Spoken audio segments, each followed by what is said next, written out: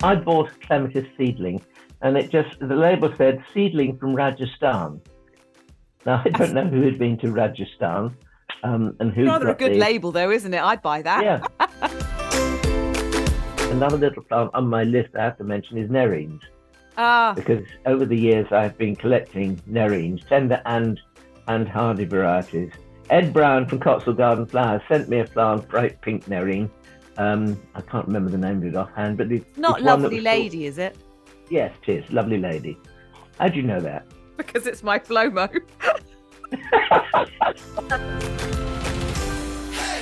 Hello and welcome to episode 114 of Talking Dirty, over at East Ruston Old Vicarage, looking bonny in blue, and I think wearing a rather fantastic shirt that's peeping out from his cobalt blue jumper. We have Alan Edward Herbert Gray, our happy and extremely handsome horticulturalist. And over in Cambridgeshire on this somewhat grey day here in northeast Norfolk, but it might be sunny where you are. I don't know. We have thought it's Maria Sophia Fredrickson. Thumbs up there. I think it means the sun is shining. The sun is shining so much, I've had to close the curtains on my south-facing window so as to not be blinded by the rays coming in. So there are some bonuses to being in Cambridgeshire. Well, whatever you did is doing marvellous. Your complexion looks fantastic. We established this in the bloopers a few episodes back. It's an old laptop with a Duff camera that isn't in high definition.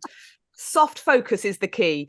Now, for this episode, we are so excited to welcome along somebody who surely is sitting on your bookshelves right now, if you are a gardening fan enough to be listening to this plantastic podcast. David Wheeler, editor of HORTUS, which is just the pinnacle of gardening publications and something that Alan and I are a huge fan of. Welcome along to Talking Dirty.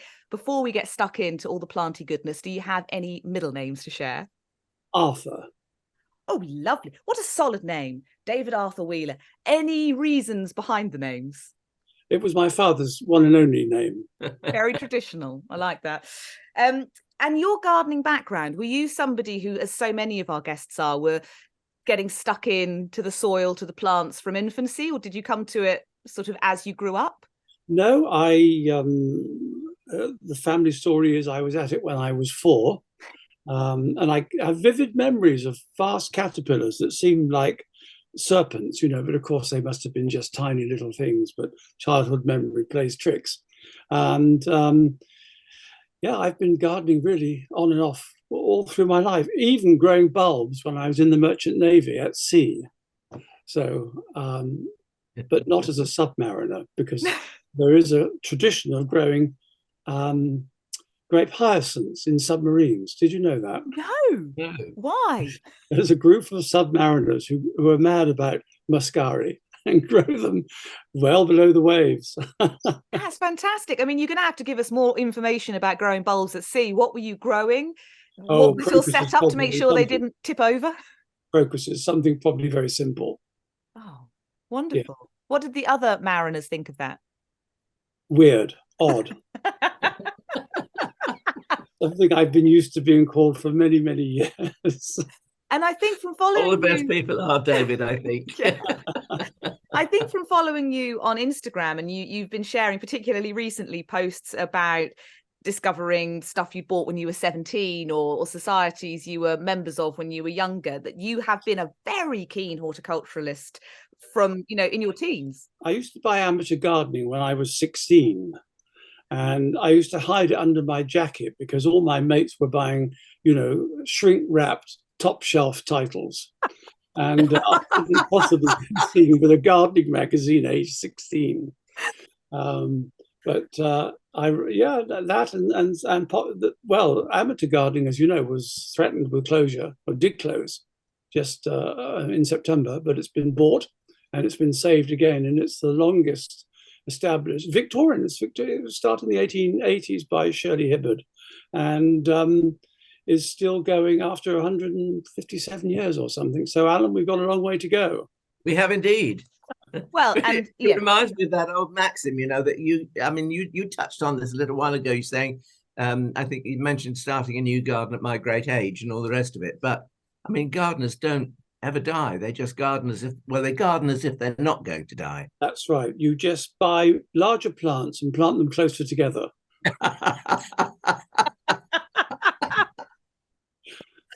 Yes. The problem then is somebody else's.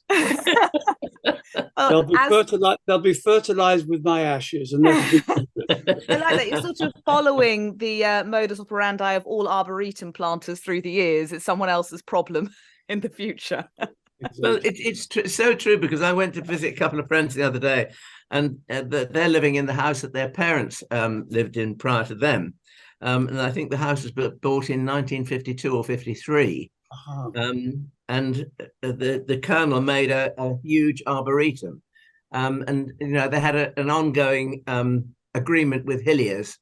I want 2 of everything that's new in case one dies. Fantastic. Yes. And Wonderful. of course, they did plant this arboretum, and it is fabulous, and they have got some wonderful trees. Yes. But they were most dismayed when an expert from Kew Gardens came out and told them which to thin it out, and he told them which ones to keep. And Jane said to me, they're taking out all the bloody pretty ones. It's surprising, though, Alan, isn't it? I can remember when I started planting trees seriously, how very soon you're lopping off branches bigger than the specimen you bought just 3 years before. Yeah, I know. We're doing it. We just had some tree felling people in, and on Monday, and they lopped an awful lot of eucalyptus back, which I've grown from seed. I sowed the seed in 1991. That's so rewarding, isn't it? Growing trees. Yes. Yeah, absolutely. But of course, we planted them too close, and then they grow very, very tall. You didn't expect to live so long. I'm not going to die, David. No, old gardeners never die. They're just merely composted, I think. Yes, I think you're right. Oh dear. And obviously you're still planting trees, much like Alan, still planting trees at your new garden. We've got to talk about HORTUS in a moment, but you've moved in the last few years from the garden that everyone associates you with, Brian's Ground, which you were in for how many years? 28. It must have been hard to leave. Well, I've always felt to be a garden creator rather than a curator. I've twice turned down the opportunity to be a National Trust resident and look after 2 quite important gardens. And I didn't want to look after somebody else's gardens. I wanted to make my own. Yeah, exactly. That's where the buzz comes from. And it activates the shopping gene beautifully as well. I've just been looking at my tree list. I've got 15 or so lovely trees for autumn colour coming next week. So that's exciting. Bare rooted, best time. Yeah, really. The proper way, the way gardeners did it. Yes. Yeah, exactly. Well, it's been a very exciting time to be following you on Instagram, because you've been sharing lots of autumn colour from the garden and sharing new purchases when you nip off to somewhere and have a little spree, so we can all live vicariously through you. So what are some of the things that you've been picking up to add autumn colour to the garden? Oh, I'm mad about some of the new varieties of Acer rubrum, the Canadian maple. Yeah. There's October Glory and Jeffersred, Autumn Blaze, I think it's also called. And they're just so reliable, and they're fast, So for an oldie like me, and by the way, I do the monthly column for the Oldie magazine, so that keeps me sort of stitched into the older person's world and what we can expect and hope for. But those maples are just bomb-proof. They're just fantastic. And the freemanii, which is a naturally occurring hybrid, isn't it, between Acer rubrum and saccharinum, not the sugar maple, which is saccharum. They're very confusing, these Canadian, North American maples.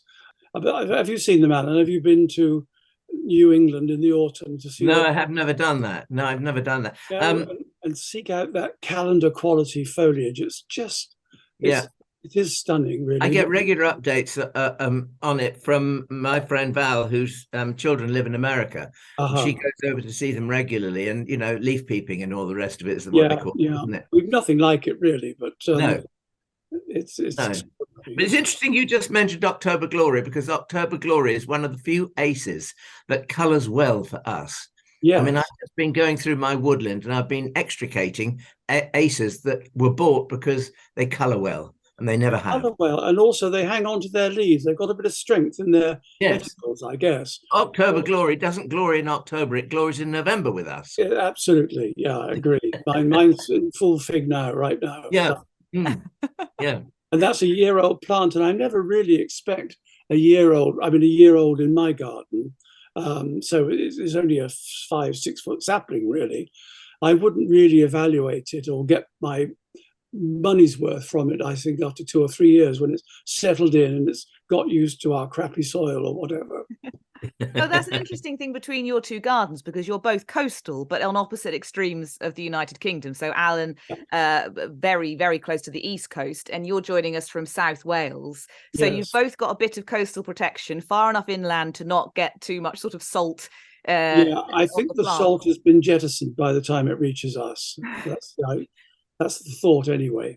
Bit of sea mist with you as well, David Wheeler, because there's lots of sea mist makes it to Alan. Occasionally a bit of sea mist, which is nice, because it's rather like being in a theatre. When it clears, it's like the gauze curtain going up or parting, and it reveals the landscape again, and it's refreshing. It's lovely. Yeah. And soil-wise, I suppose you're very, very different, being on the East Coast and then South Wales. I'm not quite sure what it is, but I'm a hydrangea nut. So when we were house hunting, I had my pH meter with me. Bugger the interiors, I wasn't interested. I wanted how much land there was. Was it level enough for an old fogey like me to manage a wheelbarrow? And what was the pH? Because anything over 7, I wasn't interested in. I wanted 6.5 down to 5.5 because I wanted my old cobalt blue hydrangeas to be as cobalt as they ever were. I do envy that, because of our hydrangeas here, we grow an awful lot in our woodland area. They're not blue. They're gradually, pockets of them are mauve and going purple. Yeah. But last year we had I planted a new bank of hydrangeas, and amongst them was one that came out bright cobalt, and I was so pleased. For some strange reason, there's just a seam there of very acidic soil. I don't know how or why or whatever, but it's nice that we can have that. I mean, that blue is such a pure color. It's extraordinary. It's almost unreal, isn't it? The Teller hybrids, the big, lovely, big lace caps. There's Blaumeise and Nachtigall and varieties like that. They would just make your sweater look, your lovely blue sweater just pale into insignificance again. Absolutely. They have a kind of an electric quality about them. They do. It is fascinating. And around us here where we live, there is just an ordinary little bungalow, but the people there care about their garden. They've got a little piece of woodland, and in this piece of woodland they have some hydrangeas, and they are the most brilliant electric blue. And it's so startling, The secret is aluminium, isn't it? It's so an acidic soil on its own is not necessarily enough. It will help, but it must have naturally occurring aluminium, which at Pines Ground we obviously had by the shed load, because aluminum. I couldn't grow a pink hydrangea if I tried. And here, after 2 years, they've gone, because they were in a potting. I brought potted up cuttings of most of the collection, about 250 different varieties of serratas and macrophyllas. And those that did flower in the year 1 were pinky mauve, and they're going blue. So I'm hopeful they will get their roots out of the compost they were in. They're not deep rooted, so they've got to find their way in. And I know that there are certain pockets of this garden where the soil does vary, rather like Western birch, where they've got acid green sand, where they can grow wonderful rhododendrons. Yeah.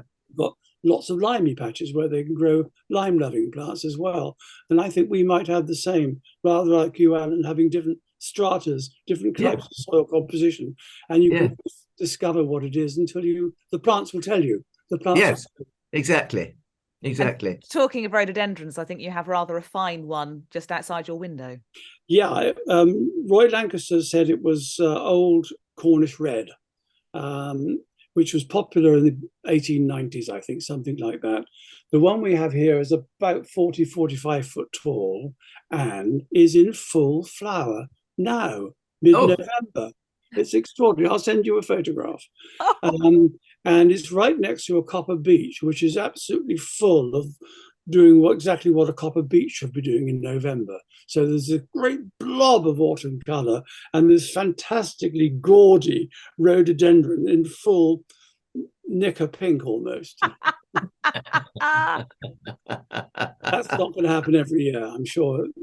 I think we had a big drought in May and June this year.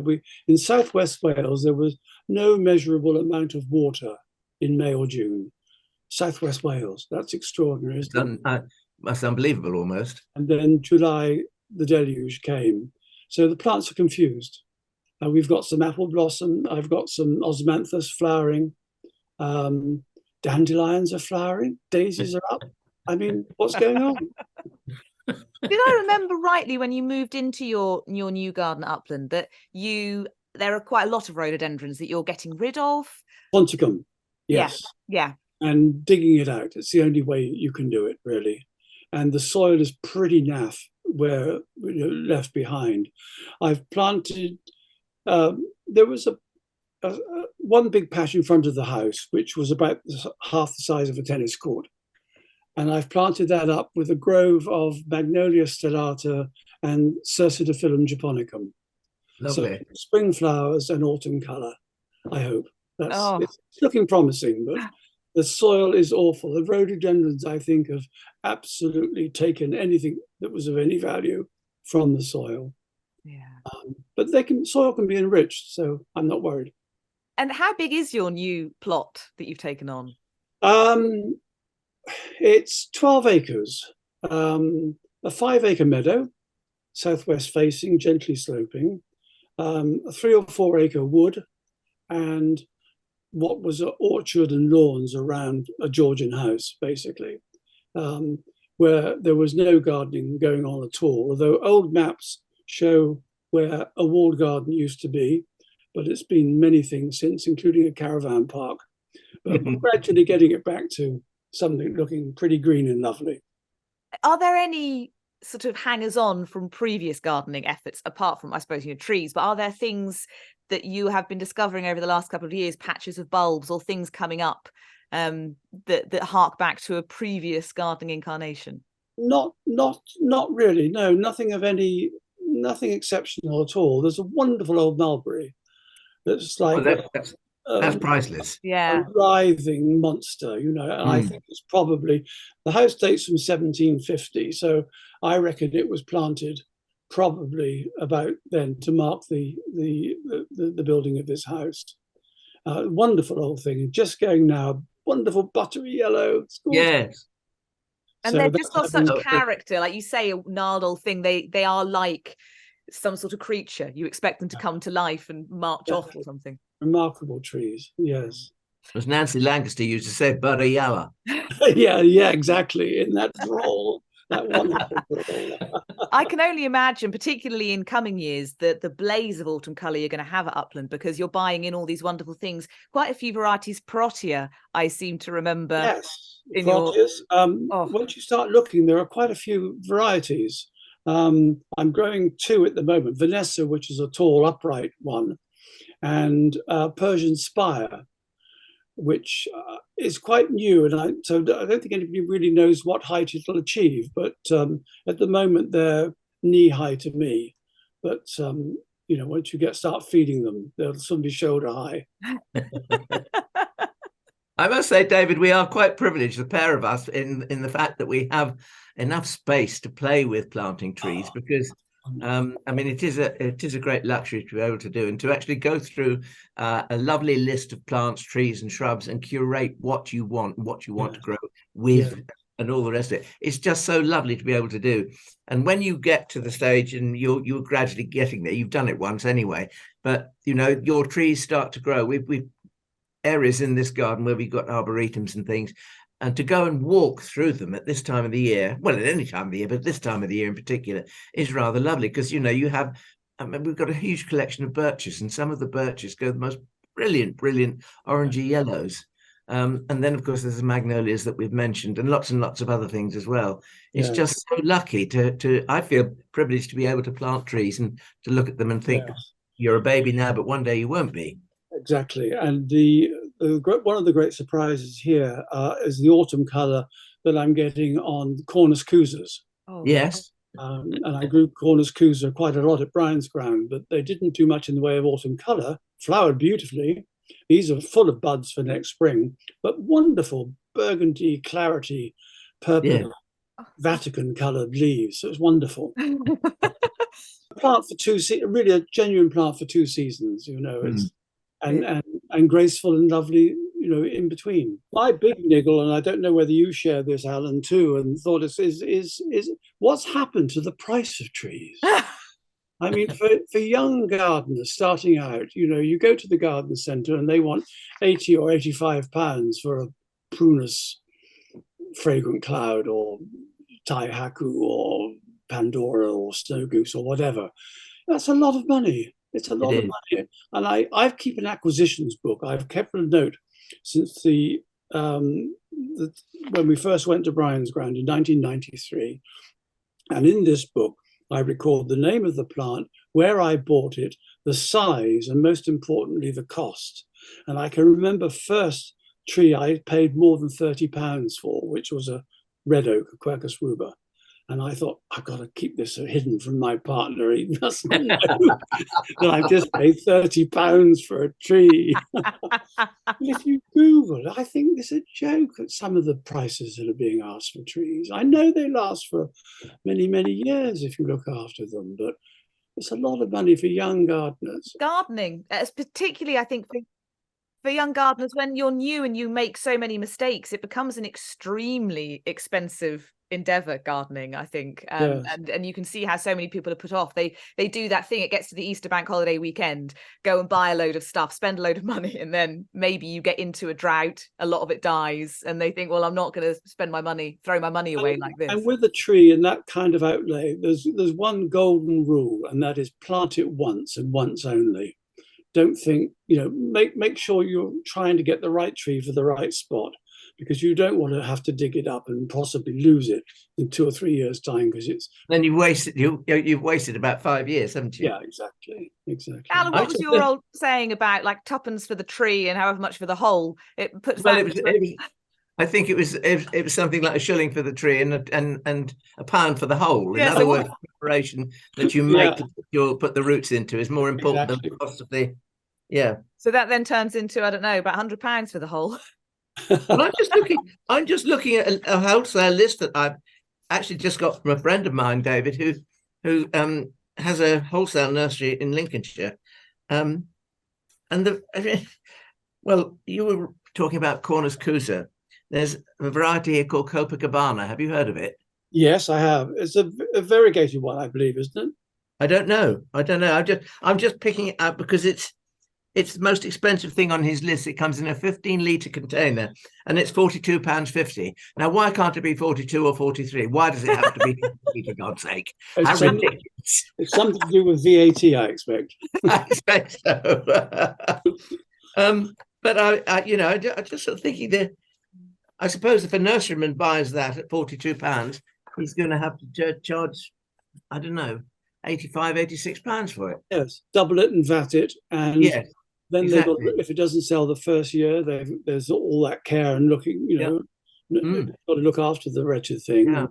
If you don't pot it on, it's suffering slightly by being a little bit pot bound. So buy fresh if you can. Yeah. Buy bare root. Buy bare root, if you can.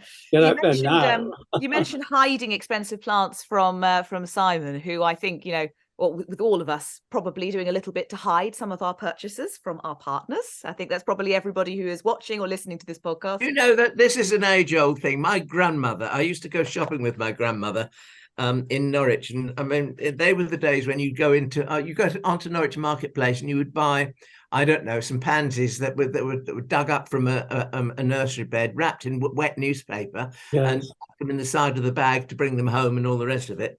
And she went into a shop and she bought a skirt, I can remember. And on the way out of this shop, she said to me, "You didn't see any of that?" And I said, "What do you mean?" She said, "Don't tell your grandfather." And I remember the very day, my grandfather used strange words. She wore this skirt, and I think it was probably at Christmas time. And he said, "Oh, I see, Mother, you've got a fresh skirt on." And she said, "No, I've had it for ages." And of course she had. Wonderful, wonderful. I think we all do a bit of clandestine shopping. Thank goodness Amazon, deliver in plain brown wrappers. And a big box, regardless of what's in it, so no one knows how big the item is you bought. Well, Graham just telephoned me yesterday morning when I was in the potting shed. He was in the office, and he said, "I've just received a huge box, and it's addressed to you." I said, "Okay, I'll see to it later." "Well, don't you want to know what's in it?" He said. I knew what was in it, and I'll tell you what it was. It was a cat basket.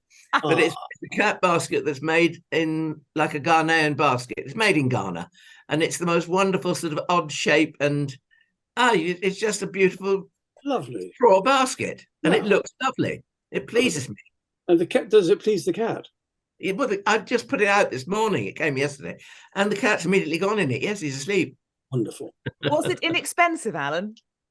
No. Probably what Graham cottoned on to. I tell it, it's one of those things you can't buy style unless you pay a lot of money for it. Exactly. Yeah, We've spoken often on this podcast about Alan's gardening relationship with Graham. Obviously, you have a gardening relationship with Simon as well. And I think it works quite nicely in terms of who brings what to the landscape. Yes, I mean, Simon, we always say Simon is design and I'm plants. But so he makes lovely spaces for me to fill. But of course, after heavens, we've been together 37 years or more and more. So there's a crossover, as you can imagine. So I know so well. I'm allowed to design, or comment on design. And he defeats me sometimes by saying, that so-and-so, so-and-so, and a plant whose name I'd forgotten long ago, and he's remembered, youth, Are there any plants that he really hates to see put into his designs, or is he very happy to stand back and let you reign supreme? Well, he keeps saying, that's your, we have two gardens. So, he said, that's okay, that's your garden. Then I wait for the but. Wouldn't it be better just over there slightly, or wouldn't it look better with a so-and-so? And so it's a compromise. The great thing is life, that's one of Graham's sayings, life is a series of compromises. But the great thing about having somebody to discuss a plan with and all the rest of it, you play bat and ball. So you chuck the ideas about, and the original idea will gradually be refined, and you'll come out with something much better. Exactly. Yeah. It's to do with somebody who's more interested in plants is probably more cognizant of shade, aspect, soil conditions, and that sort of thing. Yeah. Whereas Simon might say to me, I want a tree that doesn't get any bigger than 12 foot tall and 9 foot 6 wide or something, okay, another Amelanchier. But you learn from each other. And it's a cross-fertilization. It's a hybridization of ideas. It's lovely. Yeah. And it must be so exciting to make a garden at this stage with such a catalogue in your mind of the plants that you've tried, that maybe you want to try in a different place, or that you've loved in the past. It's I can't imagine. My knowledge is this like tiny speck compared to the two of you, to have all of that to draw upon in creating a new plot. I have an Iris sibirica, and I don't know what variety it is, but it was given to me in 1978. I remember it well. I just bought a little cottage way back then in Surrey, on the Hampshire border near Farnham, and a friend gave me a little clump of Iris sibirica, and I've taken a bit with me all the way down, and that's my oldest plant in terms of succession from one garden to another. Something you can't take tree. And when we left Brian's ground, I thought, get one of those huge machines in and bring it all, bring it all. But you can't you've got to start again, and that's lovely. It is lovely, actually, because during the time you've had Range Grant and you used it and loved it and all the rest of it, but your ideas have probably changed also, David, a little bit, in the fact that your interest is now slightly different to how it was when you originally planted Range. You adapt to your sort of physical capabilities as well as your financial ones, really, as well. I mean, I've been no stranger to hospitals over the last few years, and after one really bad incarceration, I came out and all I could manage were teaspoonfuls of compost. I couldn't lift anything. The surgeon said I was to lift nothing heavier than a pencil. So the answer was bonsai. Easy, go online, buy some nice fancy little bowls, little tiny bags of compost, like bags of flour, get the teaspoon out, and you sit in the kitchen and you plant trees. There's nothing to do it. You need never be. What an optimist! That's fantastic. Absolutely. I've got paid help now. I've got a man Friday and a man Monday, and because I'm sort of quite shot to pieces, but I can do almost everything I used to do, but at quarter the speed. And I look at a job and I think I could probably get that done today, whereas Daniel, man Friday, or John, man Monday, have done it before I even more or less say, well, I think we'll have it there, And of course, I can remember Daniel's, not yet 30, John's mid-40s. I mean, they're strong. We were strong. I was strong. Yeah, no, you're absolutely right. You are. I remember it well, and I kind of regret that, but at least I'm still above ground, so I can. And of course, the great thing that you can do as a gardener when you are spending a lot of time, sitting, I've discovered this through hours and hours of breastfeeding, is there's a lot of great gardening books. There's social media, there are plant lists, there's catalogue upon catalogue, seed lists. So did you manage to build up an even kind of greater wish list of things through looking through many catalogues and lists and kind of dreaming of what you might do while you're incarcerated? There's a tree I can't source at the moment, which is Raywood, Fraxina, an ash. It's with wonderful autumn colour. Do you know it, Alan? No, I don't. Fraxina something or other. Oxycarpa Raywood. Raywood, and it's thought to have been named after that arboretum in Yorkshire, but it isn't. It's apparently an Australian hybrid. But nurseries seem to have an embargo on selling any ash trees at the moment, obviously because of ash dieback. Yeah.